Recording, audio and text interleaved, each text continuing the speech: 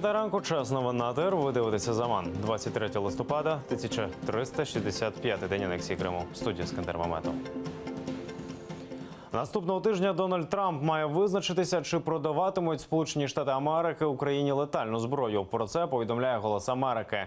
Аналітичний центр Heritage Foundation радить американській адміністрації не зволікати з таким рішенням. У доповіді інституту, який є мозковим центром президента, зазначається, що хоч майбутній успіх України залежатиме від самих українців, лідерство США є важливим для протидії російській агресії та підтримки проведених Києвом реформ. Росія вторглася в Україну. Росія нелегально окупувала Крим. Росія спровокувала, а зараз підтримує сепаратистський рух в східній Україні. Росія – це агресор, а Україна – жертва. Будь-яка країна має право на самозахист. Українським полоненим на Донбасі дали поговорити з рідними. Лідер терористичної ЛНР розпорядився надати можливість бранцям зателефонувати додому. Все це робилося показово на очах російських ЗМІ. У звітах підкреслено, терористи прислухалися до розпоряджень Путіна, який наказав звільнити військовополонених. Розмова відбулася 15 листопада, вже 16-го керівництво окупованих анклавів долучило своїм силовикам підготуватися до обміну. Проте станом на середину тижня інспектори ОБСЄ не отримали запиту на моніторинг процедури звільнення полонених. Україна за свої 8 десятків громадян готова віддати 300 бойовиків та колаборантів. Повідомлялося, що списки вже узгоджені, поки що перспектива обміну не надто чітка. Після заворушень у так званій ЛНР, де крісло Плотницького захиталося, бойовики поспішили продемонструвати свою чутливість до прохань Кремля, аби не втратити його підтримку. Да, я.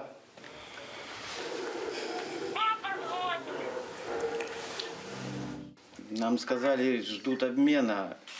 Луганск нас приготовил к обмену. Ждем новостей. Может быть, скоро буду дома. Навколо Луганської адміністрації, де забарикадувався голова терористичного ЛНР Ігор Плотницький, його опоненти посилили оточення. Там багато військових та поліцейських. Неподалік чергують бронетранспортери.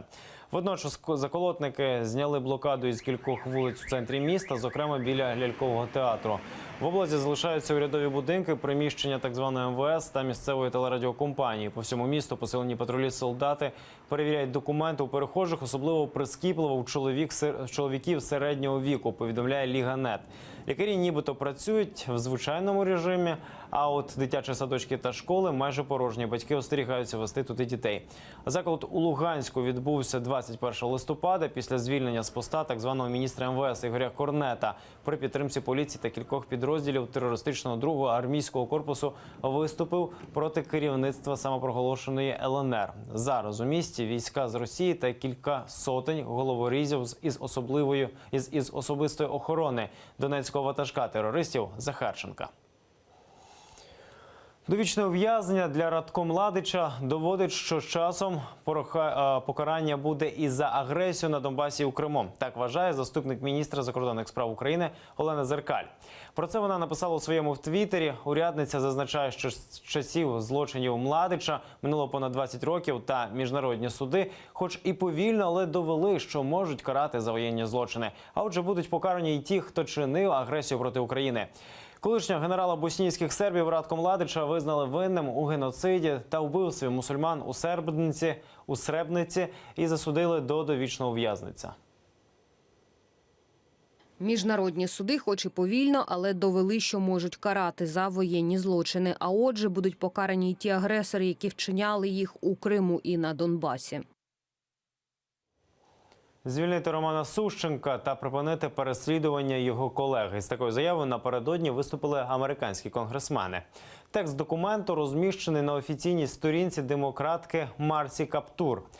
Законодавці наголошують, США, як і раніше, стурбовані націлюванням та затриманнями журналістів за прагнення до правди. Те, що в Росії це вважається злочином, неприпустимо, бо свобода ЗМІ – це основний принцип демократії.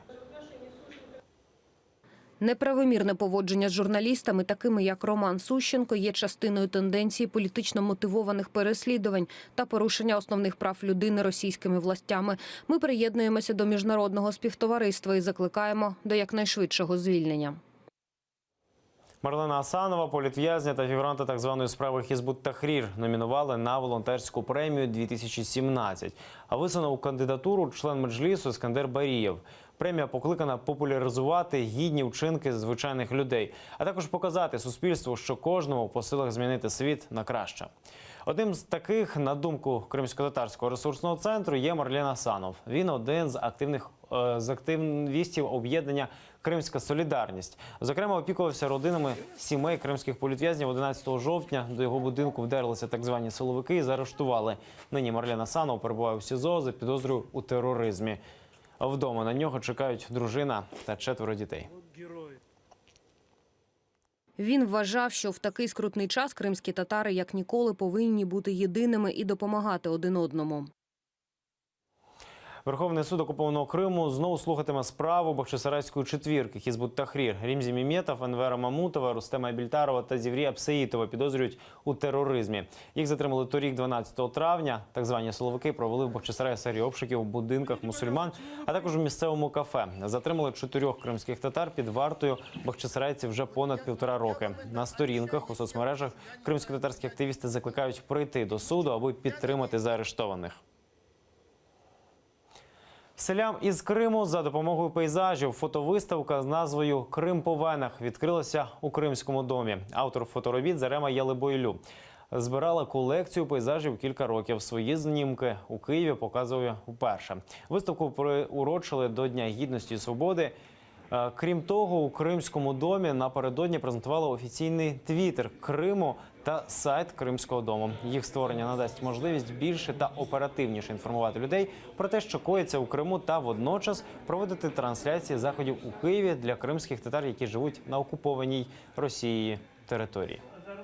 Поза межами своєї батьківщини, поза межами Криму дуже важко генерувати постійно контент, але в нас є дуже багато наших колег і фотографів, і митців, які зв'язують і зшивають і Крим, і континентальну Україну для того, щоб ми були всі разом. Власне, над створенням, якщо говорити сайту, то працювала і команда Кримського дому, і працювала команда IT-розробників, які це розробляли. Над Твіттером теж працює зараз команда Кримського дому. Твіттер англомовний.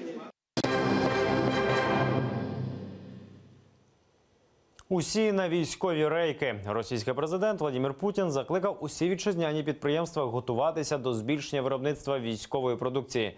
Таку заяву російський очільник зробив під час наради з керівництвом Міноборони та оборонного комплексу.